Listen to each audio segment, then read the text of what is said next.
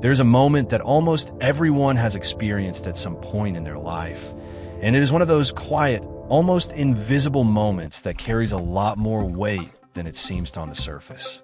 You pick up your phone, you scroll through your messages, and you realize, again, that the last conversation you had with someone you care about started with you. You were the one who said hey.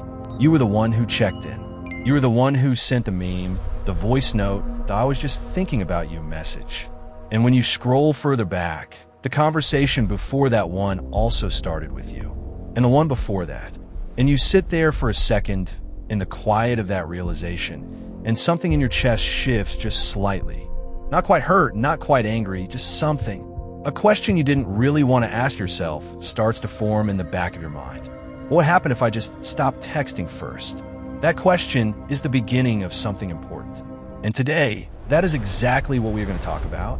Not in a bitter way, not to make you feel worse about your friendships, not to convince you that everyone in your life is secretly indifferent to you, but in an honest, clear-eyed way, because understanding what it actually means to always be the one who reaches out first is one of the most useful pieces of self-knowledge you can have when it comes to the relationships in your life. Let's start with the most basic and important distinction, because this is where a lot of people go wrong when they start thinking about this topic. Being the one who texts first does not automatically mean that a friendship is unequal.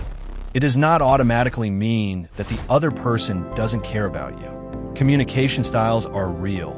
They vary enormously from person to person, and some people who love their friends deeply simply do not have a habit of initiating contact. Maybe they grew up in a family where people weren't big on reaching out. Maybe they struggle with anxiety, and the act of sending a first message fills them with a disproportionate amount of dread. Maybe they're introverted in a way that makes initiating feel genuinely difficult, even with people they adore. These things are real, and they matter, and they're worth factoring in before you draw any conclusions about someone's investment in your friendship. But, and this is a significant but, there's a difference between someone who doesn't initiate often but shows up fully when you do reach out, and someone who only seems to exist in your life because you keep making the effort to pull them back in. That difference is everything. The first person might not text first, but when you reach out, they respond warmly and quickly. They're genuinely present in the conversation. They ask follow-up questions about things you mentioned weeks ago. They remember what matters to you. They make plans, and they follow through. The second person, and you probably already know who in your life falls into this category, responds when it's convenient, keeps things surface level, never really initiates plans, and when you stop texting, you simply stop hearing from them. Silence. As if the friendship only exists when you're actively maintaining it. As if the moment you put down the rope, their side goes slack. That is the thing that always being the first to text reveals when it is not just a style difference, but a pattern. It reveals who in your life is a participant in the friendship and who is merely a recipient of it. And once you see that distinction clearly, you cannot unsee it. Now here's something I want you to think about carefully, because this part is a little uncomfortable, but it's also really important. The fact that you are always the one texting first says something about you too, not in a negative way, but in a way that is worth understanding. People who consistently initiate in their friendships tend to share certain qualities. They tend to be loyal. They tend to place a very high value on connection. They tend to think about the people they care about, even when those people aren't right in front of them. They're the ones who remember birthdays without reminders, who notice when someone has been quiet for a while and check in, who show up without being asked. These are genuinely beautiful qualities. The world needs people like this, and the people in your life who are lucky enough to be on the receiving end of that care should know how fortunate they are. But those same qualities, when they aren't matched or even acknowledged by the people around you, can quietly become a source of real pain. Because here is the invisible cost of always being the initiator. You never get to experience what it feels like to be chosen first. You never get the surprise of seeing someone's name pop up on your screen before you've reached out to them. You never get the warmth of knowing that someone was going about their day, thought of you, and decided in that moment that they wanted to share that thought with you. When you're always the one doing the reaching, you start to wonder, would anyone reach for me if I stopped reaching for them? And that question, when it sits unanswered for too long, starts to quietly erode your sense of your own value in the relationships you've worked so hard to maintain. This is where the experiment that so many people eventually run comes from. The one where you decide, quietly and without announcing it to anyone, that you're going to stop texting first for a while. Just to find out what happens.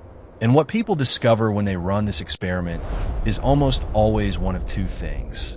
Either certain people reach out within days, sometimes within hours, and the friendship continues exactly as it always has, just with a more balanced initiation pattern, which tells you that the previous imbalance was probably just a habit or a style difference rather than a sign of deeper disinterest. Or nothing happens. Days go by, a week, 2 weeks, a month, and you realize that without your effort, this connection simply does not exist.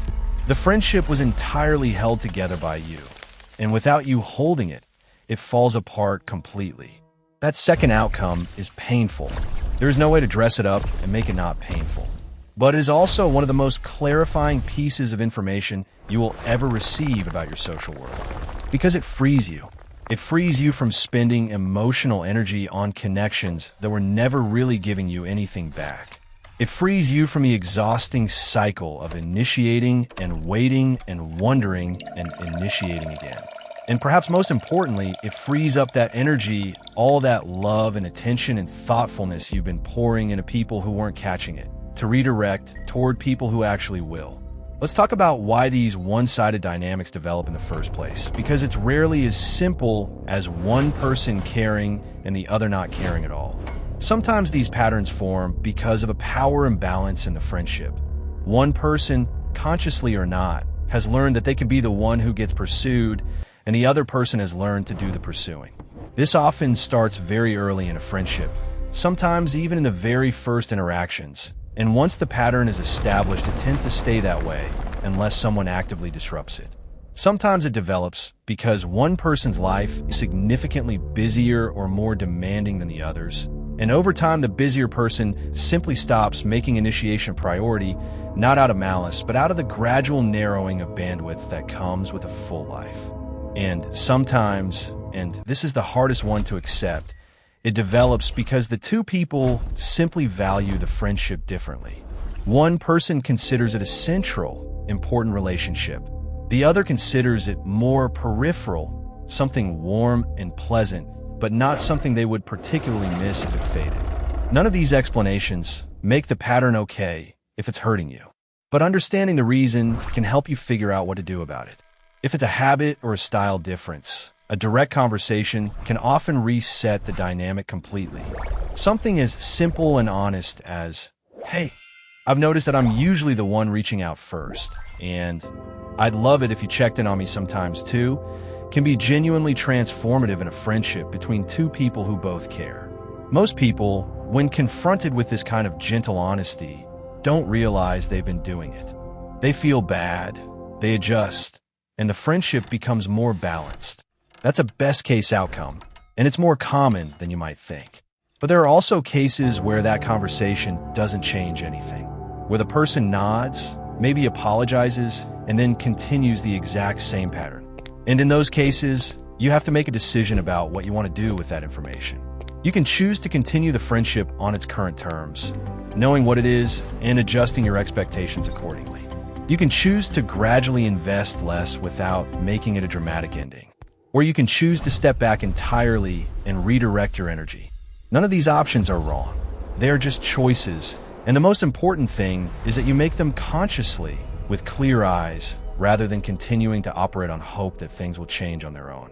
I want to spend a moment on something that often gets overlooked in conversations like this one, and that is the difference between quantity and quality when it comes to friendships. We live in a culture that sometimes treats social connection like a numbers game. More friends, more followers, more people in your corner equals more value, more happiness, more security. But the research on human connection tells a very different story. What actually predicts well-being and a sense of belonging is not the number of people in your life, but the depth and mutuality of your closest relationships.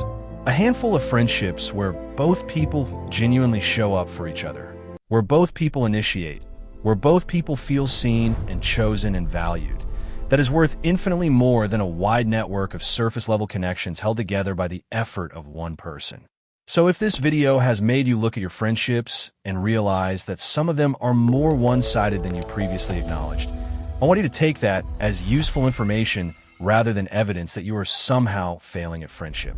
The people who always text first are usually the people who care the most deeply. The problem is not your care. The problem is where it is being directed. And once you know that, you can start making different choices. You can pour that care into the people who pour it back. You can let the one-sided connections fade naturally without guilt, because you don't owe anyone the endless labor of maintaining a friendship they aren't willing to maintain themselves. And here's the thing I really want you to hold on to as you close this video and go back to your day. The right people, the people who are truly meant to be in your life, they will not make you wonder. They will not make you feel like a burden for reaching out.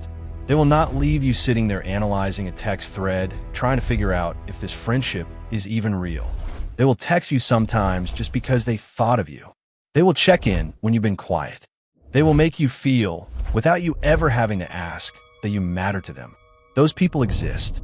They are out there. And the sooner you stop exhausting yourself trying to carry people who won't walk beside you, the sooner you will have the space and the energy to find them, to keep them, and to build the kind of friendships that actually feel like home.